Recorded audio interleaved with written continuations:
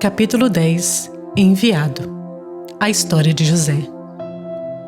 A providência é mais sábia do que você e certamente faz o melhor pelo seu bem eterno do que você jamais faria com suas próprias escolhas. John Flavel. O sonolento adolescente acordou ao ser sacudido fortemente por um dos comerciantes midianitas que o mantinham preso. No amanhecer de um novo dia, a jornada rumo ao Egito continuaria. E ali seus novos donos o venderiam como escravo. De preferência com lucro, com grande margem além das 20 peças de prata que pagaram ao comprá-lo de seus irmãos. Os pensamentos foram aos poucos clareando, e, ao ver o cenário desconhecido ao seu redor, José realmente entendeu que aquele não era um dos seus famosos sonhos. Nesse caso, teria sido um pesadelo que não se dissiparia com o despertar pela manhã. Ele então se levantou e bateu o pó da sua túnica. Uma árdua jornada de mais de 300 quilômetros estava diante deles. A cada passo, José contemplava o perigoso destino que o aguardava como escravo. Não era isso que ele esperava. Certamente, essa não era a vida que sonhara. Entre 11 irmãos, José era o penúltimo filho, amado e favorito de seu pai Jacó, que o mimava com carinho e presentes. Depois de quase ter sido assassinado a sangue frio por seus ciumentos irmãos, José foi vendido como uma mercadoria a comerciantes que passavam por Siquém, onde estavam. Como aquele adolescente poderia entender que um Deus bom, sábio e invisível estava escrevendo sua história? Como José poderia perceber que os trágicos eventos que lhe sobrevieram não eram obras do acaso, mas cenas de um roteiro cuidadosamente escrito, como parte de um plano amplo e eterno drama de redenção? É claro que ele não poderia. De seu ponto de vista, limitado, o que José podia ver era o que estava acontecendo naquele momento.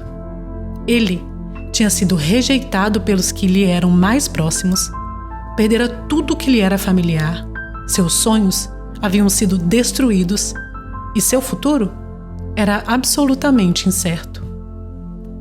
Ele não merecia ter sido traído de forma tão cruel. Ele tinha, sim, se gabado e provocado seus irmãos.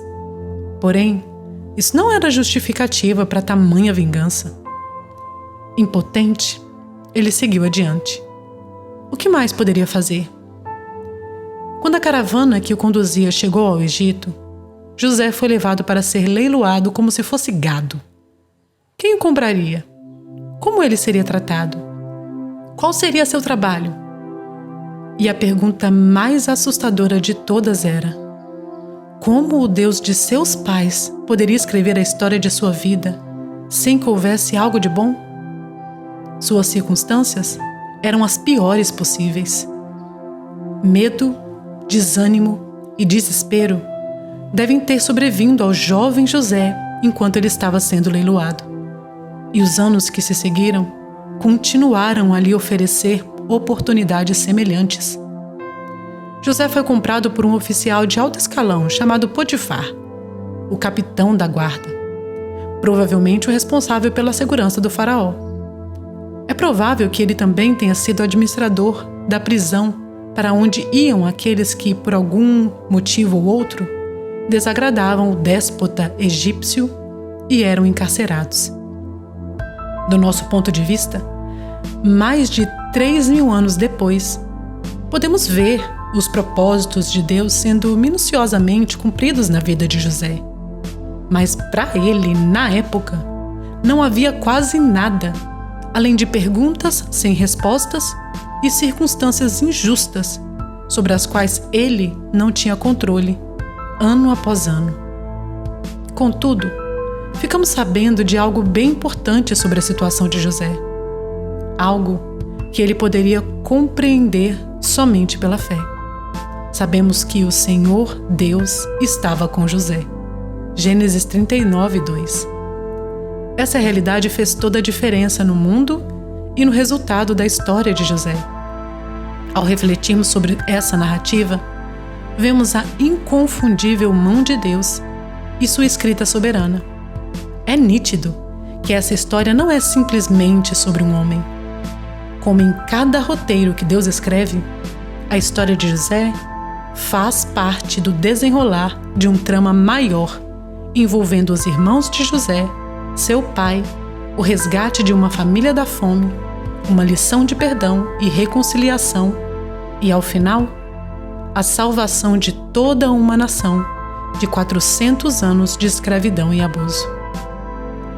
Já perdi a conta das vezes em que eu, Nancy, compartilhei com outros algo inesquecível que há muitos anos ouvi o pastor John Piper dizer: em cada situação que você enfrenta, Deus faz 1000 coisas sem favor que você não vê nem fica sabendo.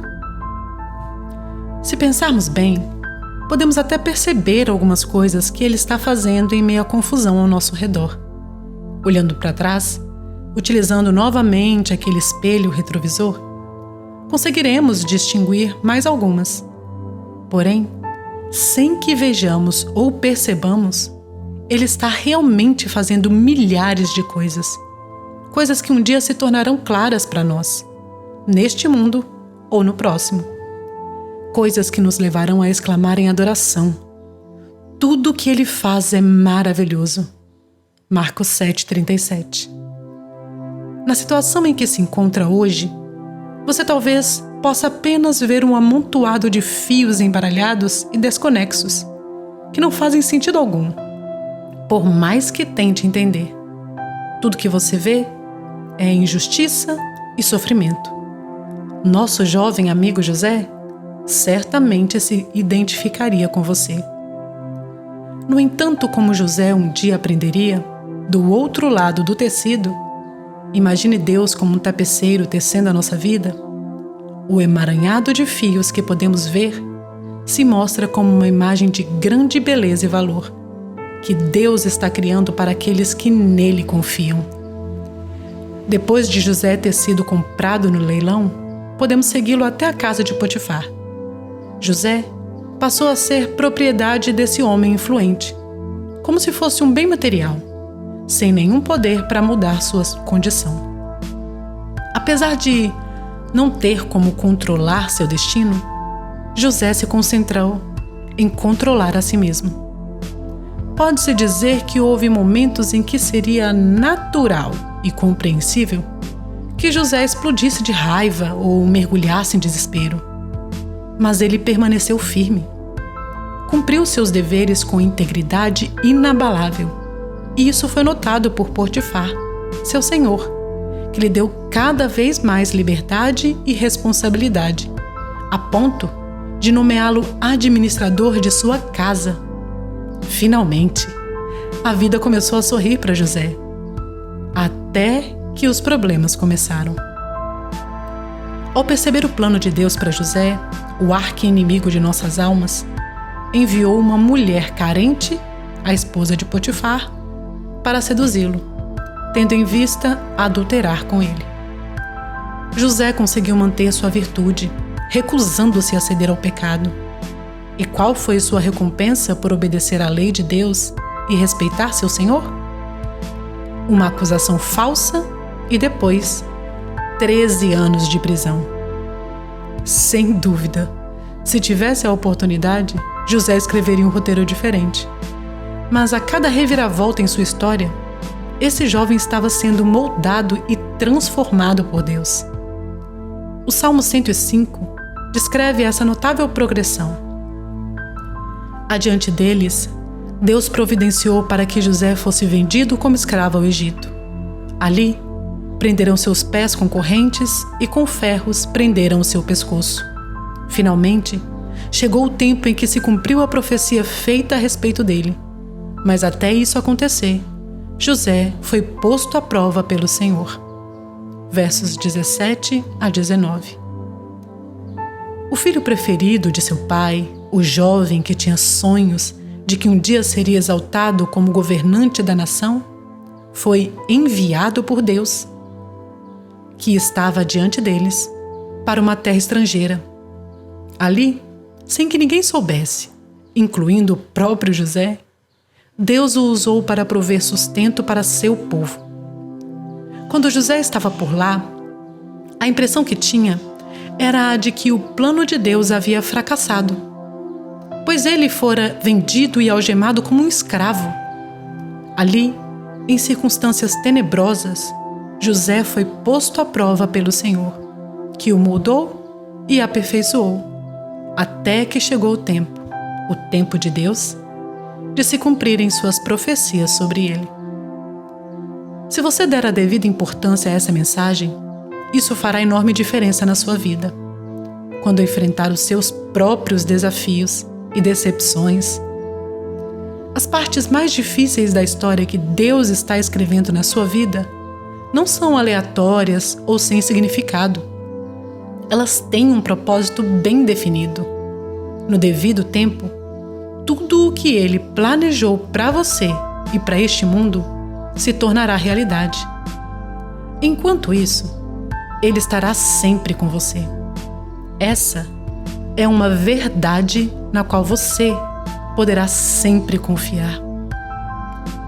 Enquanto José estava na prisão, o faraó teve 2 sonhos que ninguém conseguiu interpretar. Nem mesmo os homens mais sábios da terra puderam entender seu significado. Essa busca infrutífera, além dos próprios sonhos, irritou profundamente o monarca. Finalmente, um homem que conhecera José na prisão, o copeiro do faraó, lembrou-se de sua capacidade de interpretar o desconhecido, e José foi convocado da prisão. José, então, foi parar diante do homem mais poderoso da face da terra. Ele, um judeu humilde, sem status ou posição, estava na presença da mais absoluta autoridade. José poderia ter aproveitado aquela situação para exaltar suas habilidades. Afinal, era uma chance de autopromoção como nunca tivera. Porém, ele escolheu outro caminho. O faraó disse a José: "Ouvi dizer que quando você ouve um sonho, é capaz de interpretá-lo." José lhe respondeu: "Eu mesmo não posso fazê-lo, mas Deus vai dar uma resposta favorável ao faraó." Gênesis 41, 15 e 16. Após ter ficado anos na prisão, no ostracismo e no esquecimento, aquela era a única oportunidade perfeita para se autoexaltar. José, porém, ergueu os olhos para o céu. Ele confiava no autor de sua história. A partir daí, o plano de Deus para José começou a se apresentar de forma mais clara. Após interpretar o sonho do faraó, interpretação recebida de Deus, José foi encarregado de preparar o Egito para a fome prevista nos sonhos. Confiar em Deus resgatara José da escravidão e da prisão e o colocara em uma posição de poder, o que também lhe possibilitaria vingar-se dos irmãos que o maltrataram. Só que, em vez disso, José escolheu submeter-se à mão da providência de Deus. Ele havia desenvolvido uma perspectiva que lhe permitiu superar o mal que lhe fora causado. E José disse: "Chegue mais perto de mim, por favor." "Eu sou o irmão José, aquele que vocês venderam a fim de ser trazido para o Egito. Agora não fiquem tristes nem aborrecidos com vocês mesmos por terem me vendido a fim de ser trazido para cá. Foi para salvar vidas que Deus me enviou na frente de vocês." Gênesis 45, 4 e 5. Vocês me venderam, mas Deus me enviou. Mais tarde, José expressou a mesma perspectiva quando recusou-se a se vingar daqueles que procuraram destruí-los. Mas José respondeu: "É verdade que vocês planejaram aquela maldade contra mim, mas Deus mudou o mal em bem para fazer o que hoje estamos vendo, e isto, salvar a vida de muita gente." Gênesis 50, 19 e 20. Mais tarde, muito depois da morte de José, ficaria claro que a história que Deus escrevera na vida desse patriarca prenunciava outra história ainda maior. O filho único e amado do pai da vida também foi invejado e maltratado por seus irmãos. Embora ele não tivesse praticado mal algum e houvesse recusado firmemente a provocação do tentador, foi vendido por uma ninharia, maltratado e violentamente assassinado. Nós o vendemos, mas Deus o enviou. Nós quisemos o seu mal, mas Deus transformou o mal em bem, para trazer vida a muitos que estavam destinados a morrer, para que também se tornassem seus filhos. Esta é realmente uma história maravilhosa.